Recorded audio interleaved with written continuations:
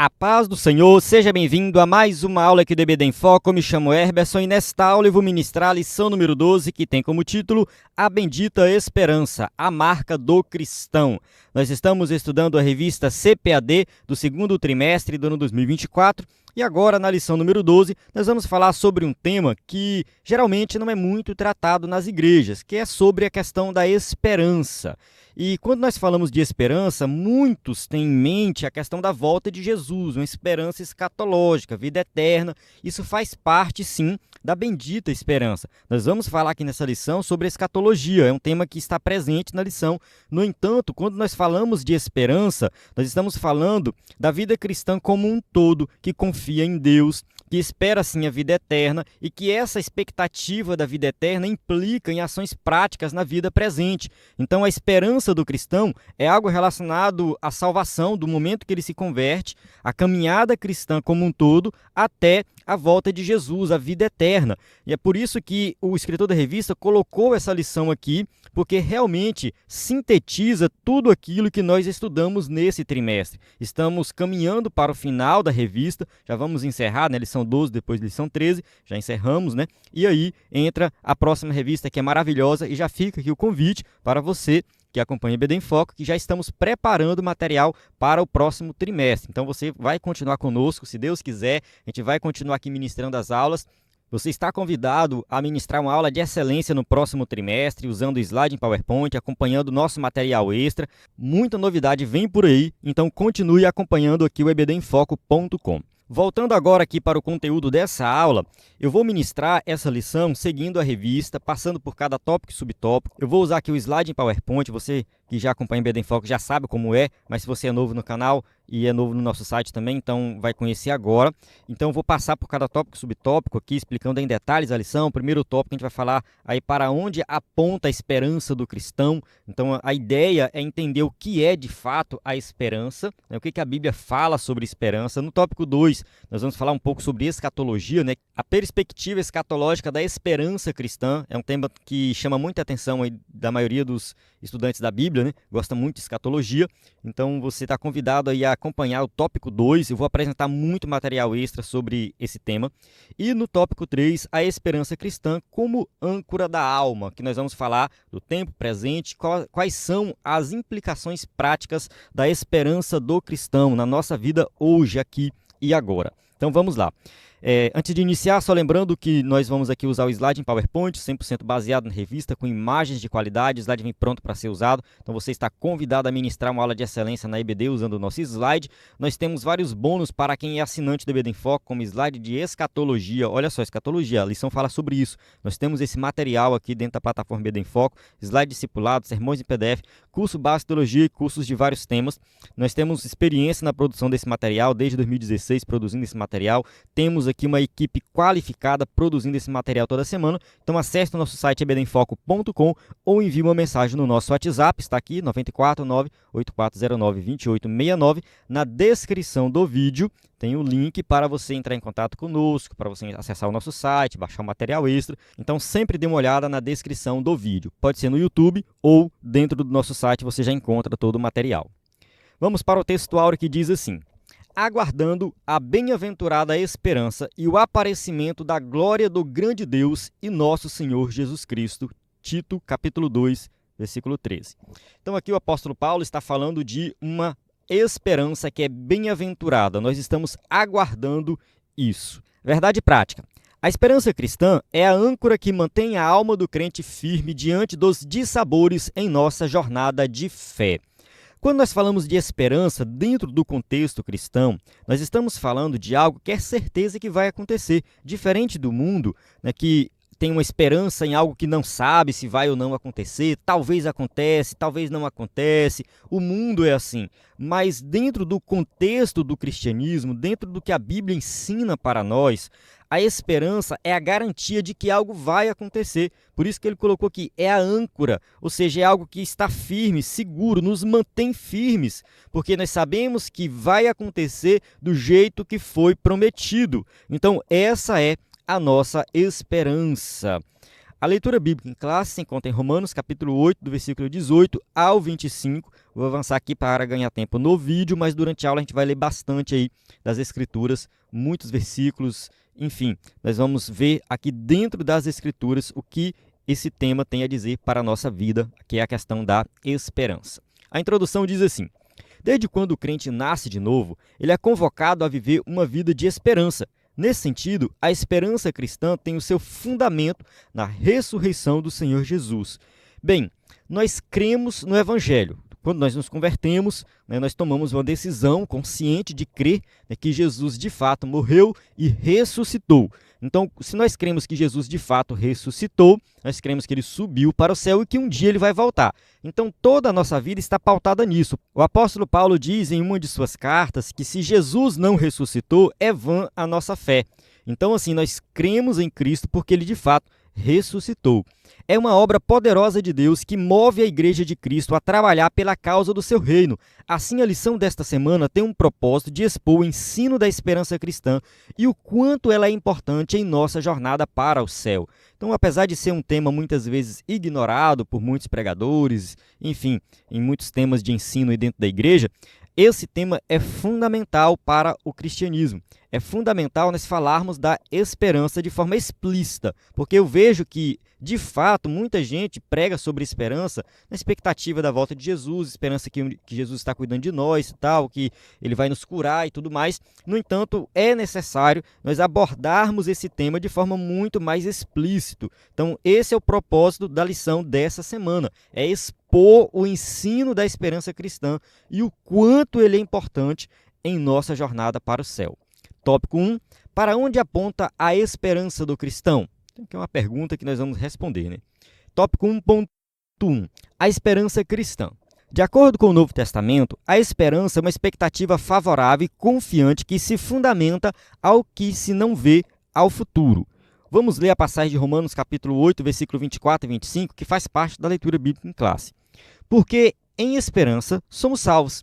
Ora, a esperança que se vê não é esperança, porque o que alguém vê, como esperará? Mas se esperamos o que não vemos, com paciência o esperamos.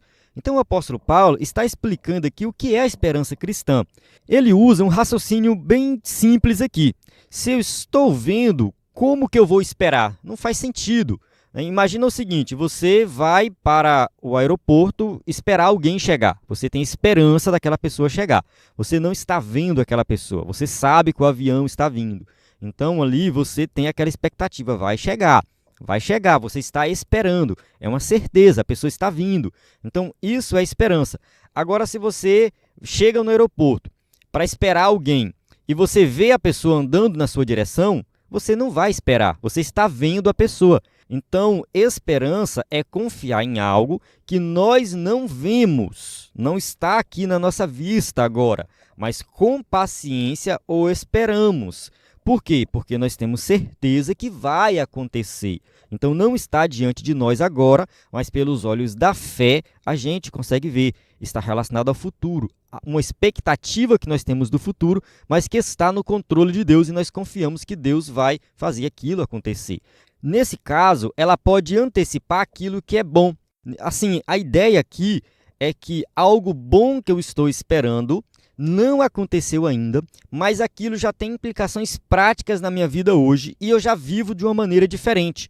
Então, assim, quando a gente fala da esperança da volta de Jesus, é porque eu creio que isso vai acontecer. No entanto, eu não devo esperar Jesus voltar de braços cruzados. Eu tenho que esperar Jesus voltar numa expectativa, trabalhando, fazendo algo em prol do reino de Deus. Então eu antecipo aquilo que é bom e vivo hoje a minha vida na certeza que Jesus vai voltar. Não por acaso, o apóstolo Paulo escreve que a esperança do cristão foi estabelecida por meio de Cristo, a esperança da glória e a esperança nossa.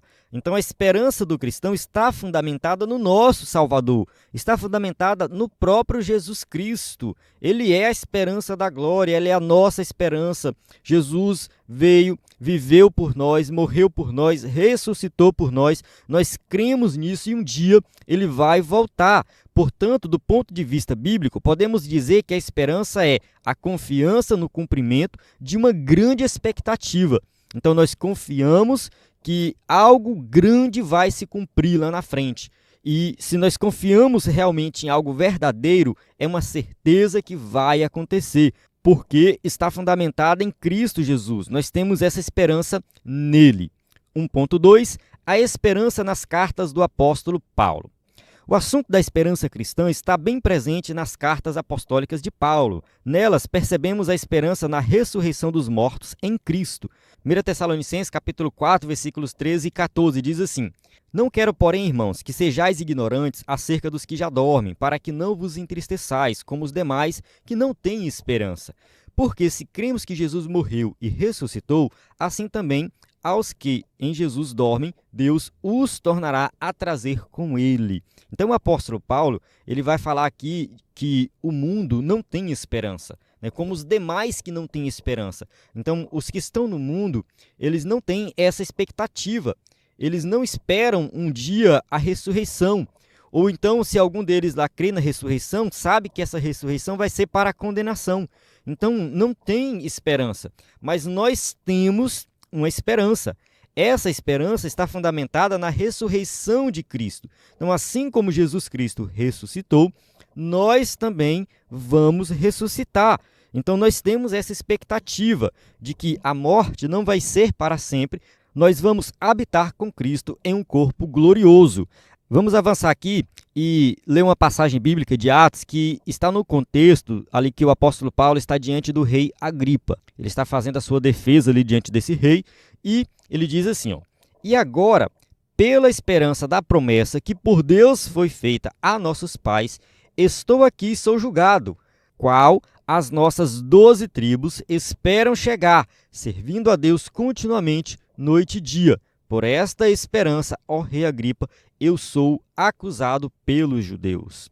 Então, assim, o apóstolo Paulo está falando aqui que ele está sendo acusado pelos judeus porque ele crê em algo que Deus prometeu lá no passado e cumpriu. Que, no caso, o Antigo Testamento tem a promessa do Messias.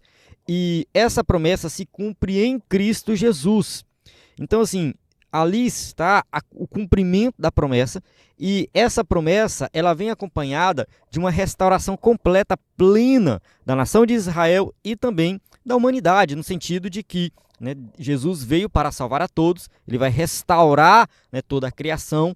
Então o apóstolo Paulo está falando assim, olha, eu sou acusado, né, porque eu tenho essa esperança, eu creio em algo que Deus prometeu, que ele cumpriu e que ele vai cumprir muito mais. Então Paulo está, né, fazendo a defesa baseado aqui na sua esperança. E na sua carta aos Gálatas, né, capítulo 5, versículo 5, Paulo fala assim, ó: Porque nós, pelo Espírito da fé, aguardamos a esperança da justiça. Mais uma vez ele falando de esperança. Colossenses 1,5, a esperança do Evangelho. Por causa da esperança que vos está reservada nos céus, da qual já antes ouvistes pela palavra da verdade do Evangelho. Então, Paulo está falando aqui da esperança que está reservada nos céus. Então, uma expectativa de algo futuro que nós temos a certeza que vai acontecer. E a esperança do arrebatamento da igreja. Aqui o escritor da revista citou 1 Tessalonicenses, capítulo 5, versículo 8. Só que eu achei que esse versículo aqui ele não se encaixa muito bem no que ele escreveu acima, né? Então, eu vou ler o versículo, depois eu vou fazer um comentário. Diz assim, ó: Mas nós que somos do dia, sejamos sóbrios, vestindo-nos da couraça da fé e do amor e tendo por capacete a esperança da salvação. Então, apesar dele falar aqui de salvação, eu acho que esse versículo e o contexto desse versículo não está falando da volta de Jesus, não está falando do arrebatamento da igreja. Então, assim, eu acho que foi uma citação errada, tá? Eu acho, posso estar equivocado. Olhando para a carta de Paulo aos Tessalonicenses, a primeira carta aos Tessalonicenses, um versículo que se encaixa muito bem aqui nessa questão da esperança e da volta de Jesus é o capítulo 2, o versículo 19, que fala assim, ó: Porque qual é a nossa esperança ou gozo ou coroa de glória? Porventura, não sois vós também diante do nosso Senhor Jesus Cristo em sua vinda? Enfim, eu acho que esse versículo ele fala da esperança e fala da vinda de Jesus. Ele se encaixa muito bem. De qualquer maneira, a primeira carta de Paulo aos Tessalonicenses é uma carta que ele fala o tempo todo da vinda de Jesus. Então a gente precisa entender, né, o contexto aqui do escritor da revista, né? Ele está citando vários versículos de Paulo, né, falando da esperança, do tema esperança. A esperança da vocação, Efésios 1,18, ele diz assim, ó, tendo iluminados os olhos do vosso entendimento, para que saibais qual seja a esperança da sua vocação e quais as riquezas da glória da sua herança nos santos. Então, mais uma vez aqui, Paulo falando de esperança na sua carta aos Efésios. A esperança da vida eterna. Tito 1,2 e também Tito 3,7. Vamos ler aqui Tito, né, capítulo 3, versículo 7. Fala assim, ó, para que, sendo justificados pela sua graça, sejamos feitos herdeiros segundo a esperança da vida eterna. Então nós temos a esperança, a expectativa de que um dia vamos viver com Deus por toda a eternidade. Então essa é a esperança do cristão.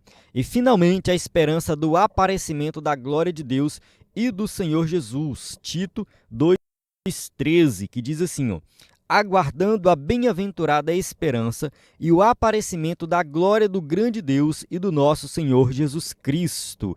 Então nós temos essa esperança, né? Essa expectativa, essa certeza que um dia nós vamos ver a glória de Deus, a glória do nosso Senhor Jesus Cristo. Então na primeira carta de Paulo aos Coríntios, a esperança aparece como a segunda virtude mencionada ali. 1 Coríntios capítulo 13, versículo 13, que diz assim, ó, agora, pois, permanecem a fé, a esperança e o amor, estes três, mas o maior destes é o amor.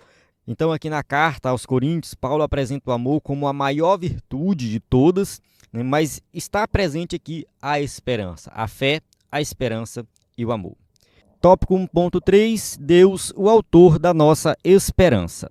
Essa esperança é uma consequência do novo nascimento em Cristo Jesus, de modo que esse processo envolve uma obra plenamente sobrenatural e espiritual. Então é assim, quando nós vivíamos no mundo, nós não tínhamos esperança, nós vivíamos sem esperança. Isso está presente nas cartas de Paulo, ele trata muito desse tema.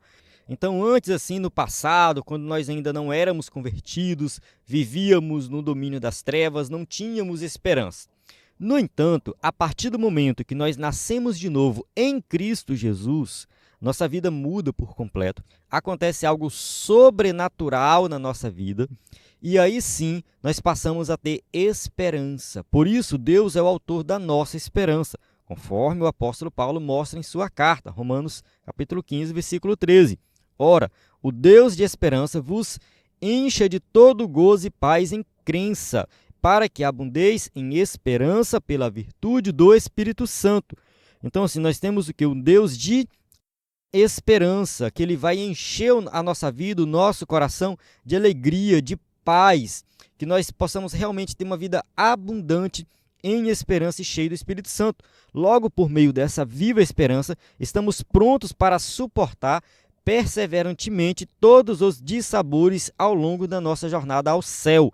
Então a ideia é que nós possamos ter esperança nas promessas de Deus, entender que Ele está no controle de todas as coisas e por isso nós temos que ficar tranquilos, perseverar na fé, mesmo passando por dificuldades, mesmo passando por vários dissabores ao longo da nossa jornada, né? O escritor da revista usa essa palavra aqui, né? Vários dissabores, nós temos que ser perseverantes. Então as dificuldades vão aparecer. Então ser crente não é viver uma vida tranquila e tal. Não, a partir do momento que você se converte, aí sim começa a guerra, aí começa a perseguição, aí começa muitas dificuldades. Mas o que mantém o crente firme é a esperança. Ele tem essa esperança, ele tem essa expectativa.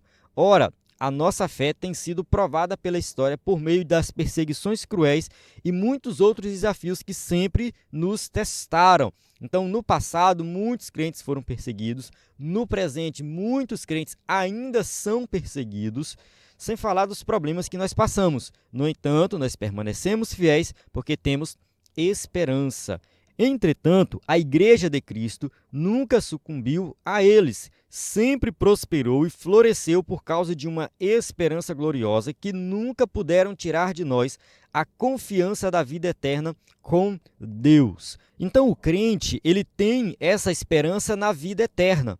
Ele tem esperança que um dia vai habitar na eternidade com Cristo. E por isso ele vive hoje uma vida diferenciada. Vamos ler Atos capítulo 20, versículo 24. Mas em nada tenho a minha vida por preciosa, contanto que cumpra com alegria a minha carreira e o ministério que recebi do Senhor Jesus, para dar testemunho do Evangelho da graça de Deus. Então, assim, nós precisamos dar testemunho do Evangelho como prova de que realmente cremos em algo futuro. Nós cremos em algo extraordinário que vai acontecer. Então o apóstolo Paulo ele coloca assim, que ele não tinha vida por preciosa, porque a vida dele é seguir o seu ministério. Ele quer cumprir com alegria a carreira dele, o ministério que ele recebeu, a toda a responsabilidade que ele recebeu de Jesus. E aí sim ele vai dar testemunho do Evangelho da Graça. Então Paulo ele tem um comportamento diferenciado porque ele crê no Evangelho. Então o Evangelho é isso, o Evangelho é algo que impacta a nossa vida hoje, presente. Ser crente é pensar no futuro, é pensar na vida eterna? Sim. No entanto, é entender que enquanto essa vida eterna não chega, hoje nós vivemos uma vida diferenciada e nós antecipamos muitas bênçãos da eternidade para os dias de hoje. Então, quando a gente fala de amor ao próximo, comunhão, conviver bem com os irmãos, a gente está falando da vida eterna, porque isso vai acontecer de maneira plena, completa na eternidade. Você vai passar a eternidade com seu irmão. Você vai ter comunhão perfeita com Cristo na eternidade. Então você antecipa tudo isso para os dias de hoje.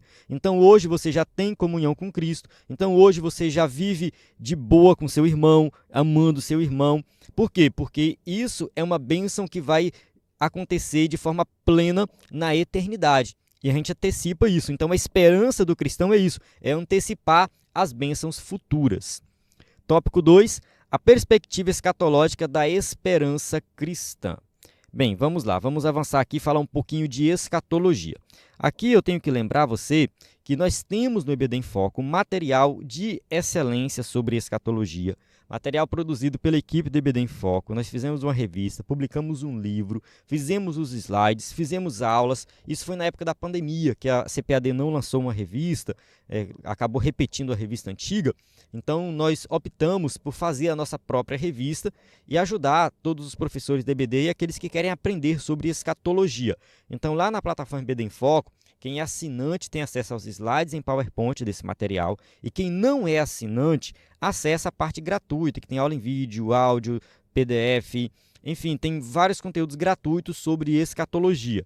Então você pode acessar esse material de qualidade na descrição do vídeo. Vou colocar o link para o material de escatologia. Mas assim, entrou na página do EBD em Foco, rola a página para baixo, lá embaixo você vai ver assim, escatologia. Tá bem de boa lá para você acessar. 2.1. A Bíblia focaliza o futuro. A história da criação se inicia com Deus. O primeiro livro da Bíblia, Gênesis, nos revela isso. Infelizmente, ao se desdobrar os acontecimentos do início de Gênesis, o pecado provocou desarmonia na criação. Então, assim, Deus criou tudo perfeito, tudo funcionava perfeito, sem nenhum problema.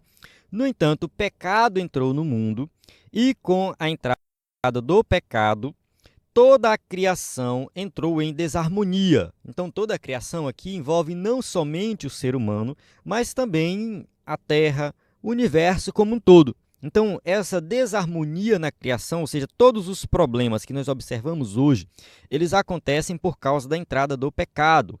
Entretanto, Deus age para que tudo volte a ser perfeito, equilibrado e harmônico. Então, existe sim um plano de Deus, um plano para restaurar a criação. E esse plano envolve quem? Jesus Cristo. Jesus Cristo executou o plano de salvação, morrendo na cruz do Calvário, para redimir não somente o ser humano, mas toda a criação.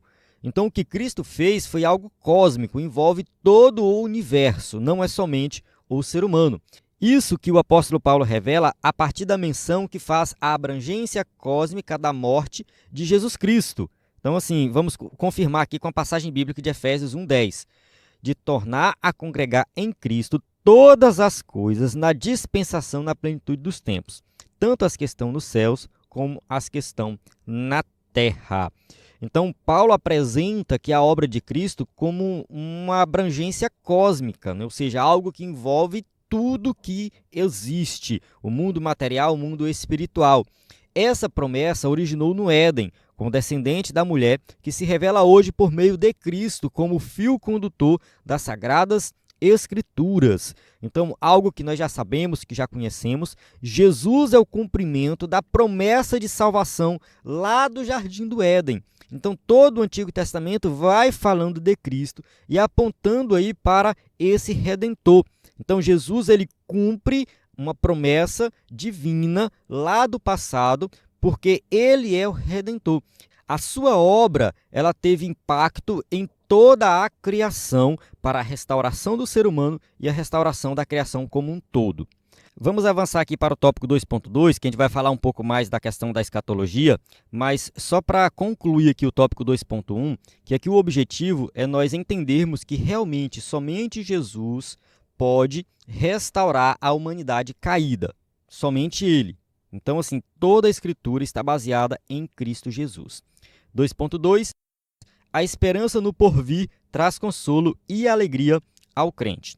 A doutrina das últimas coisas, denominada de escatologia, estuda as coisas futuras. Muitos vivem com medo do futuro, do que pode acontecer com eles, mas os cristãos se consolam e se alegram no que a Bíblia diz a respeito do futuro. Romanos capítulo 15, versículo 4. Porque tudo que dantes foi escrito para nosso ensino foi escrito, para que pela paciência e consolação das Escrituras tenhamos esperança. Então, assim, o mundo não tem esperança, mas nós temos esperança. O mundo não sabe o que vai acontecer no futuro. O povo do mundo está com os olhos vendados, eles não sabem do futuro, fazem especulações, criam várias histórias e tudo mais. Então, eles não entendem nada do futuro, mas nós entendemos do futuro. O futuro está escrito. Nós conseguimos saber o que vai acontecer e isso deve nos consolar, não criar pânico ou deixar o povo com medo, porque eu vejo o pessoal por aí usando a escatologia nesse sentido, né, para colocar medo nas pessoas, mas não é esse o objetivo das Escrituras. Então aqui em Romanos capítulo 15, versículo 4, Paulo fala, né, que tudo que foi escrito para o nosso ensino foi escrito, pela paciência e consolação das Escrituras tenhamos esperança, ou seja, a Escritura deve trazer esperança para a nossa vida, não colocar medo, é para trazer consolo, é para que nós possamos compreender que Deus está no controle de todas as coisas, ponto final, e que nós possamos estudar a escatologia, entender o que vai acontecer no futuro e colocar em prática uma vida cristã diferenciada, porque sabemos que Deus está no controle de todas as coisas. Nesse aspecto, o que a palavra de Deus diz a respeito do que nos aguarda na eternidade com Cristo é glorioso e incomparável, em que as aflições do tempo presente não podem ser comparadas com a glória a ser revelada em nós.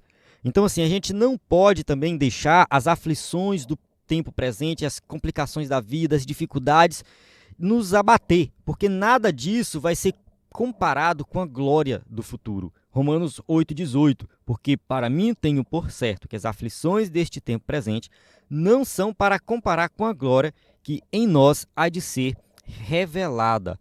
Essa passagem aqui de Romanos deve trazer conforto para a nossa alma, porque muitas pessoas, né, passam por dificuldades, passam por aflições, porém, isso não deve desanimar. A gente tem que entender que Deus tem algo maravilhoso para nós no futuro, maravilhoso mesmo. É claro que isso aqui não deve ser usado no sentido de naturalizar o sofrimento, tá? A gente tem que ter muito cuidado com isso. E às vezes é coisa séria, às vezes é abuso sexual, às vezes tem violência, principalmente nos lares, né? Acontece muito isso, violência doméstica, principalmente as mulheres sofrem muito com isso. E tem pastores que têm a cara de pau de usar essa passagem aqui e outras para dizer que elas têm que suportar isso. Não, tem que suportar, né? Lá no futuro Deus vai te abençoar. Então hoje você vai apanhar em casa, hoje você vai ser abusada, hoje você vai passar por tudo isso, porque no futuro Deus tem algo melhor para você. Não concordo com esse pensamento, tá?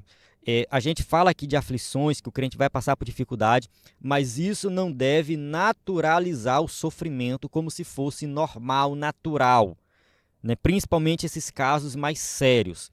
Então a gente precisa entender que decisões devem ser tomadas aqui, hoje, nessa vida, nessa terra, para que nós possamos ter qualidade de vida, para que nós possamos viver uma vida digna.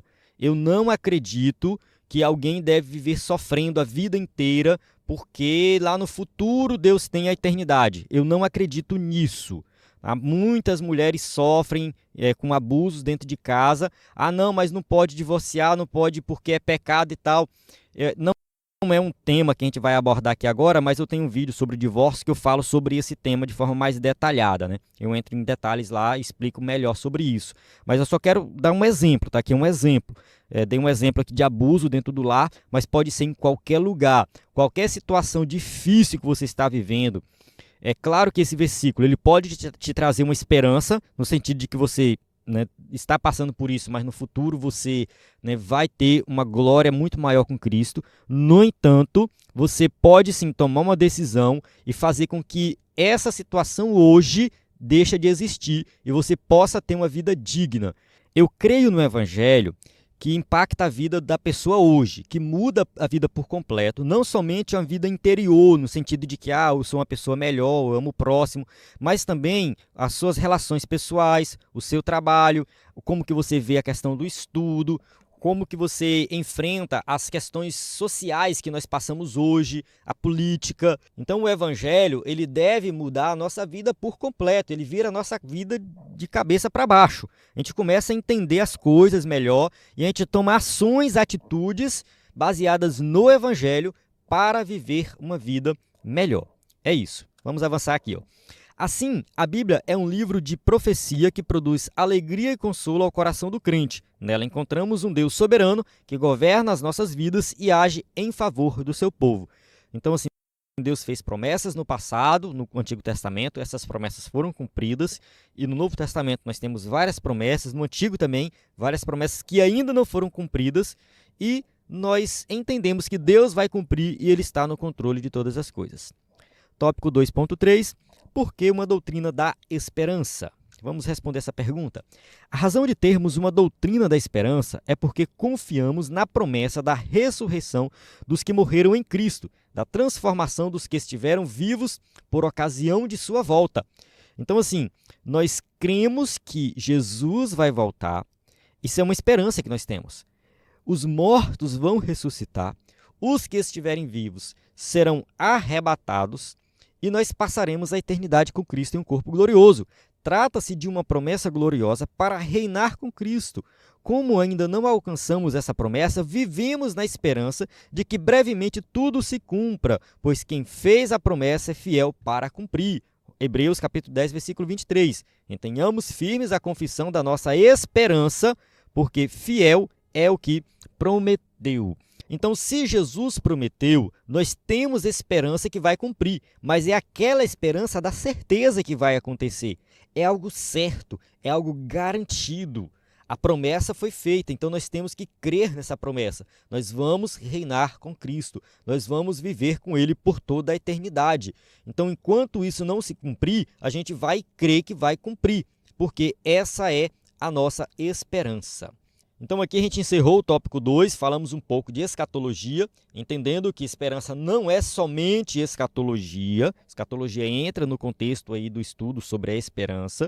No entanto, é um tema importante, tá? Muito importante. Então acesse o material do EBD em Foco sobre escatologia, vou deixar na descrição do vídeo. Temos sermões também sobre esse tema. Então quem é assinante do EBD em Foco tem muito conteúdo de qualidade para acessar aí sobre esse tema. Tópico 3. A esperança cristã como âncora da alma. 3.1. Nossa esperança como âncora.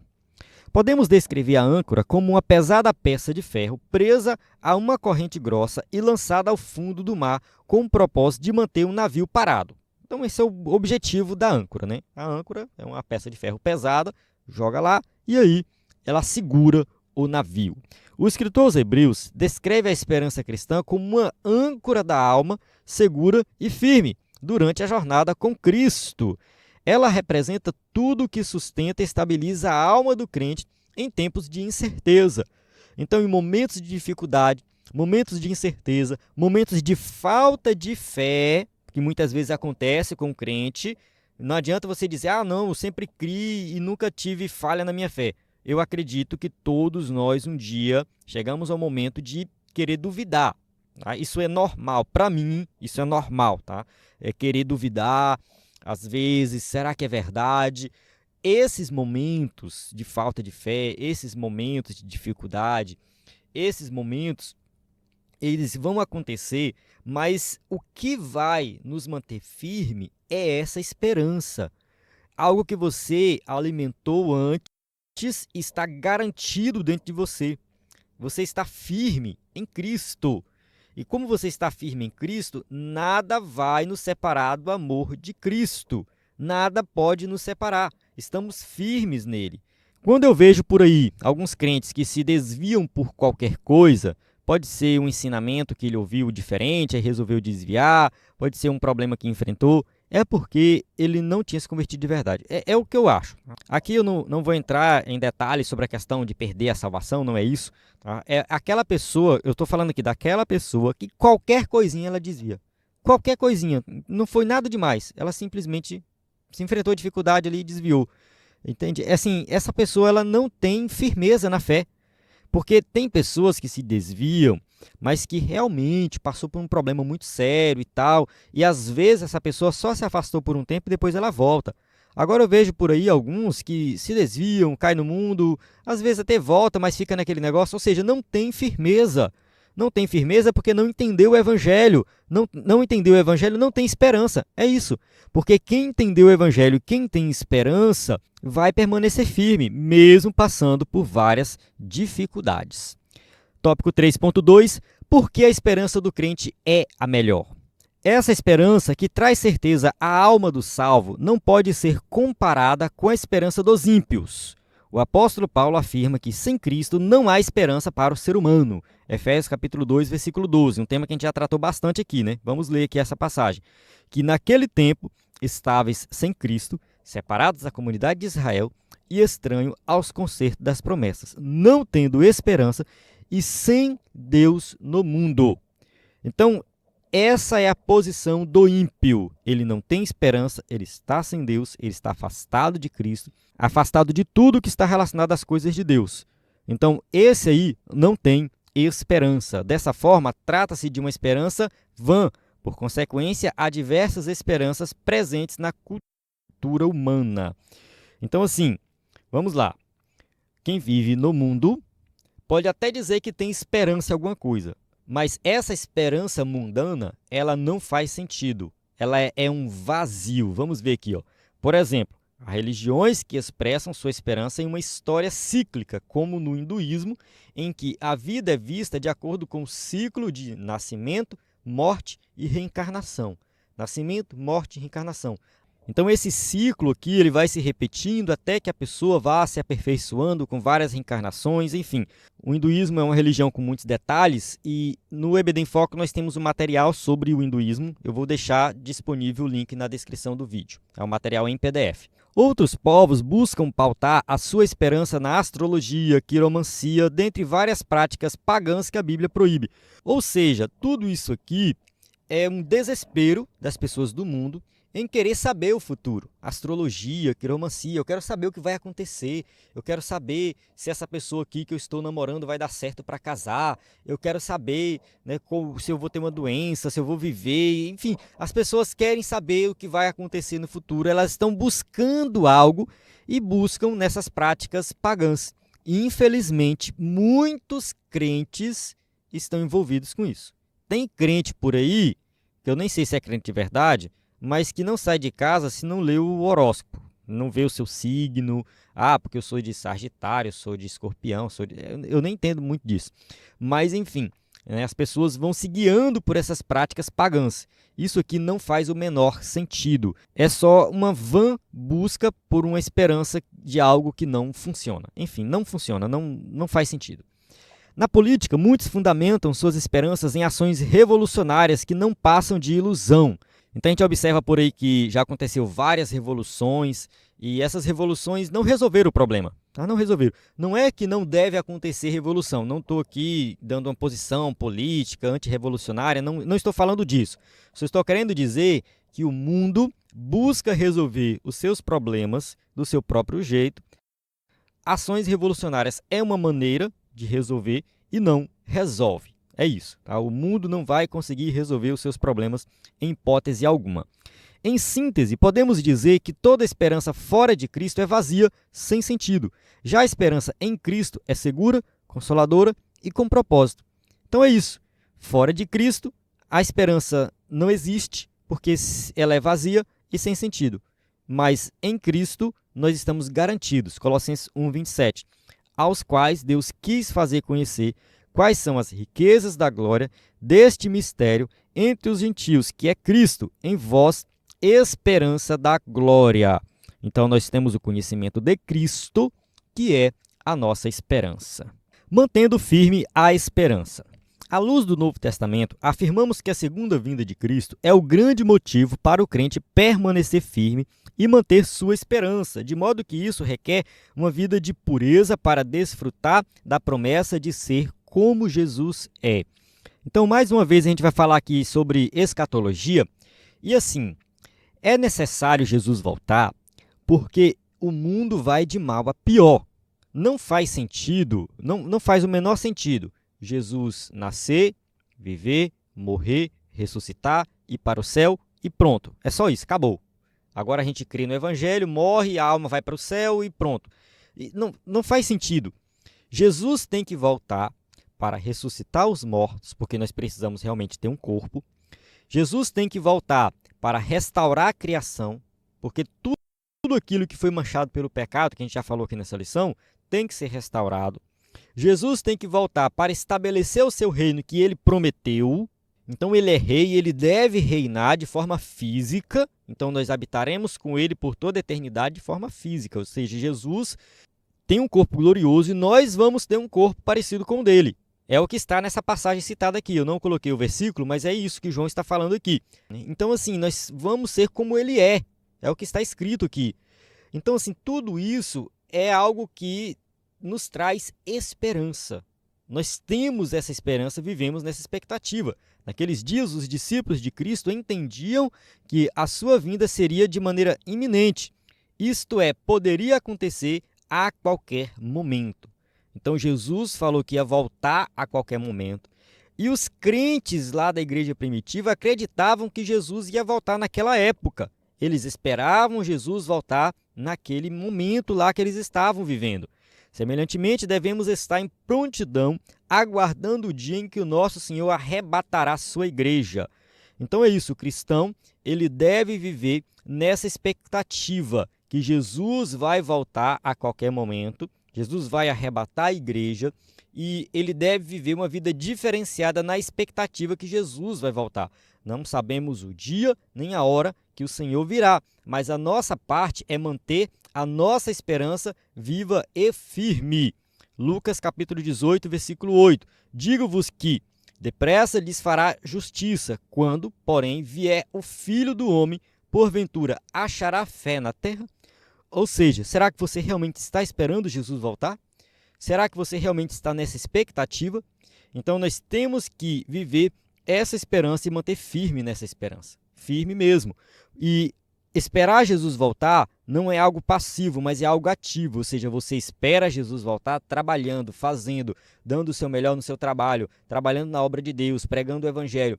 É assim que nós devemos esperar Jesus voltar. Amém? Chegamos na conclusão da nossa aula que diz assim: lutas, dissabores, provações, morte, dentre outras coisas, o salvo em Cristo poderá enfrentar tudo isso firmado na esperança verdadeira que é Cristo Jesus, nosso Senhor. Assim, seguiremos a nossa jornada sem temor e sem perder a fé. A história testemunhou que o cristianismo cresceu e prosperou porque os cristãos entenderam que essa vida é provisória, sendo apenas uma parte de um todo muito maior, a eternidade com Cristo.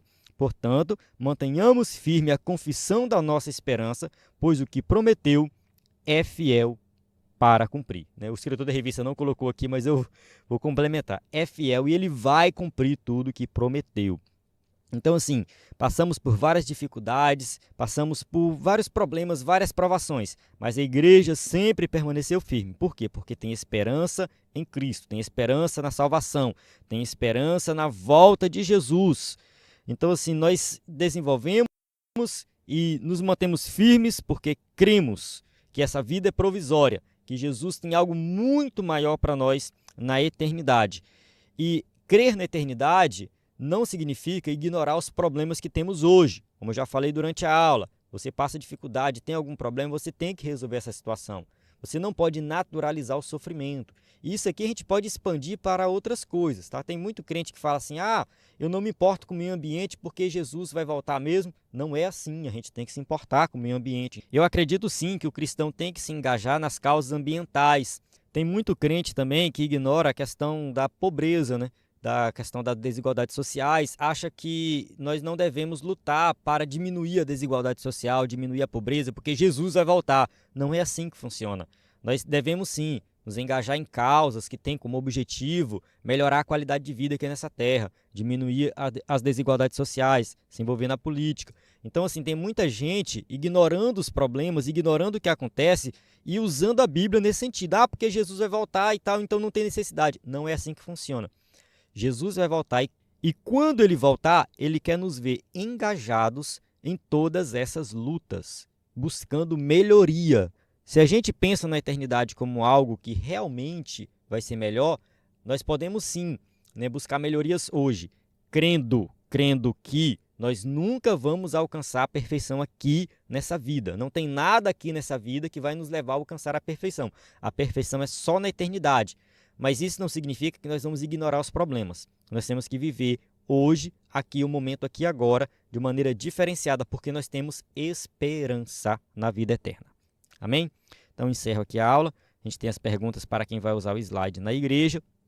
E, mais uma vez, o nosso site, ebdenfoco.com, acesse aí ou envie uma mensagem no nosso WhatsApp. Na descrição do vídeo tem tudo que você precisa para falar conosco. Acesse o nosso material de qualidade que vai te ajudar a ministrar uma aula de excelência na EBD. Então, na plataforma EBD em Foco, você tem tudo o que precisa para ministrar uma aula de excelência na EBD. A paz do Senhor, até a próxima aula.